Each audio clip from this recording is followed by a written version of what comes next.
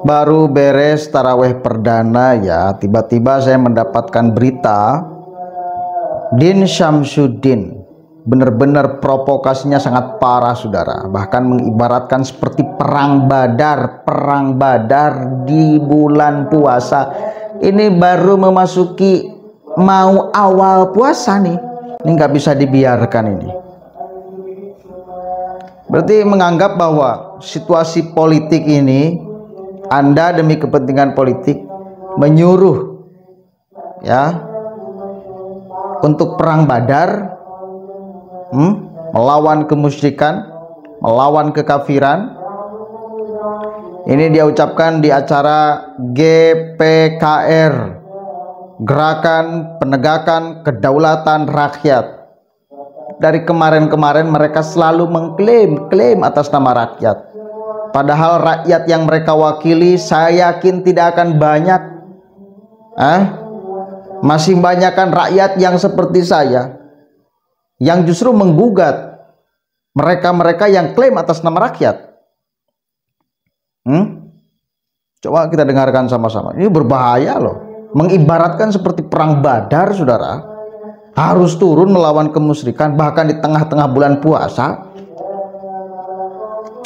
Din Syamsuddin sebagai mantan ketua umum Muhammadiyah sangat menggelikan sih bagi saya. Sekelas mantan ketua umum Muhammadiyah loh, bukan ecek-ecek, bukan edel-edel. Provokasinya sangat luar biasa, membahayakan saudara. Bisa perang antara anak bangsa, mengatasnamakan agama. Dia kutip sejarah baginda Nabi, menggambarkan seperti situasi sekarang, dan seolah mereka yang mewakili gerakan seperti gerakan Nabi. Ini kan goblok namanya ini. Oke, saya berani mengatakan goblok kepada mantan ketua umum Muhammadiyah karena memang provokasinya tidak bisa kita biarkan. Coba kita cek sama-sama nih ucapan Din Syamsuddin. Joko Widodo harus mundur. Karena tidak mau maka dimundurkan. Karena inilah tanggung jawab kebangsaan, kenegaraan. Tapi sekali lagi, jangan hanya semangat sekarang. Ini adalah long march. Tapi pertama punya target harus segera setelah ini ada aksi-aksi di daerah-daerah. Kemudian salah satu dari rangkaian aksi yang akan kita adakan bukan dalam ruangan, tapi di lapangan, insya Allah sebelum, walaupun bulan Ramadan bagi umat Islam, perjuangan ini tidak harus kendor. Memang ada pesan imsak, tahanlah diri sebagai esensi ibadah puasa. Namun izinkan saya berpendapat itu lebih berhubungan kita menahan hawa nafsu.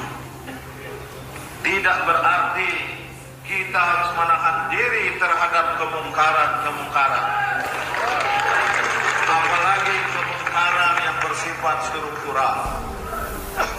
Bahkan Nabi Muhammad SAW pada tahun kedua setelah hijrah ke Madinah memimpin perang Badar terhadap kemusyrikan dan kekafiran. 625 Masehi, tahun pada zaman Rasulullah 13 Maret.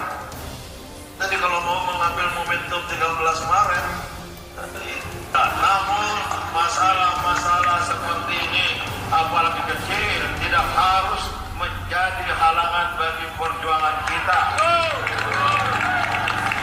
Kira ini saja. Terima kasih. Wabillahi taufiq wal hidayah. Oke, bahaya atau tidak? Perang Badar bos, ibaratnya perang Badar. Rasulullah melawan kemusyrikan dan kekufuran. Perang Badar bos. Kalau kita mau tafsirkan, ayo kita turun ke jalan untuk perang melawan Jokowi. Karena kita mencontoh baginda Nabi. Gila apa tidak? Turunkan Jokowi karena kita melawan kezaliman, melawan kemungkaran, melawan kemusyrikan. Dan kalau saya cek GPR itu isinya semua pendukung Anies kok. Gerakan penegakan kedaulatan rakyat, di dalamnya pendukung-pendukung Anies kok. Jadi jangan sesekali mengklaim atas nama rakyat.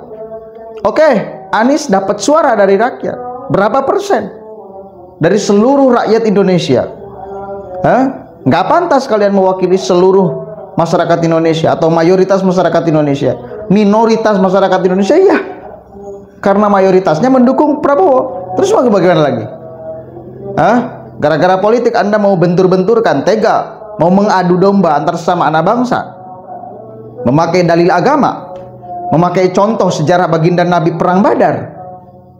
Serius Din, serius Pak Din Samsudin, Anda tega tengah-tengah bulan puasa loh, ada imsak, dia tafsirkan imsak bukan untuk kemudian menahan gerakan ke jalanan katanya, ya menahan diri dari hawa nafsu.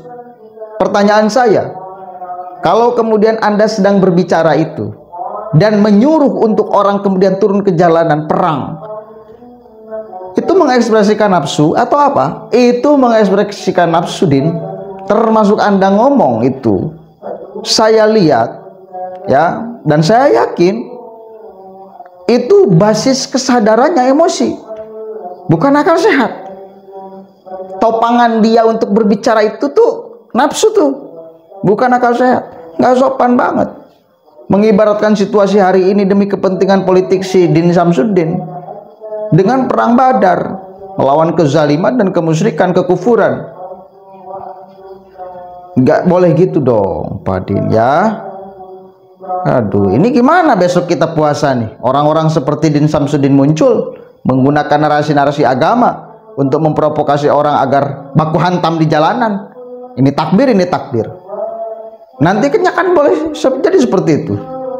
Emang pendukung 02 nggak ada yang muslimnya? Nggak ada ulamanya di sana? Pendukung 03 balad sekarang ya? Taman sekarang ya? Oke, pendukung 02 emang nggak ada yang muslimnya, nggak ada ulamanya? Ada bos. Atau pendukung pemerintah, jangan politik ya, pendukung pemerintah, karena sasaran Din Samsudin adalah Jokowi. Emang nggak ada ulamanya, nggak ada umat muslimnya? Saya termasuk bagian daripada umat muslim yang kita punya pemahaman ya, justru orang-orang yang ingin menggulingkan seorang pemimpin yang sah itu makar sama dengan melawan negara ya, pemimpin yang sah, dan hukumnya haram bos. Terus mau bagaimana lagi? Kita punya pemahaman orang yang mau makar melawan negara, melawan pemimpin yang sah adalah makar.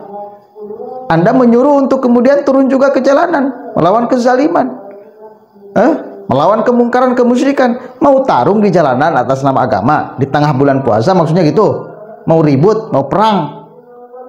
Jangan gitu dong Pak. Anda itu gitu-gitu juga mantan ketua umum Muhammadiyah.